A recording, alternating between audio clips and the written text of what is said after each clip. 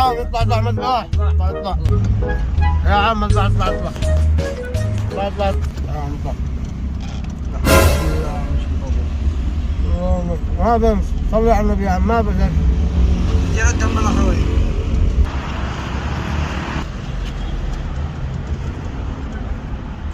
يابا ما هذا كم قلت لك مخزن اسبوع. لا لا يا عم مخزن من شهر 7 خلاص القافله كيف يا عم والله العظيم لو استاجرت ايجار ما ادفع الشيء كذا انما ما بتعضيش. صلي على رسول الله يا عم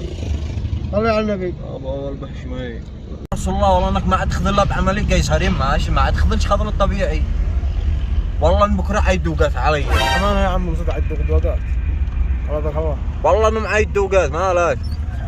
ما اقدرش ازمه انا مجلس يا عم خلاص كيف شو انزلك ما بتخزنليش على حسابك وانت خزن بلدي تصبر ما هذا مخزن شهر مقدام يا عم كلام يا عم ربك عبالها نزلك ما ضل ربك تخزينة شهر هذا اغمد جو عليك بالسهاله يا رجال هاي العقل اين السهاله في الموضوع اين السهاله والله انقطع الطفاح والله صلي على رسول الله اني عسار هذا مشهولك يا عم شو انزلك والله انزل والله انقطع انزل قدام مفجوع من صورتك افتح لي انزل انزل والله صور معك والله معك ما هذا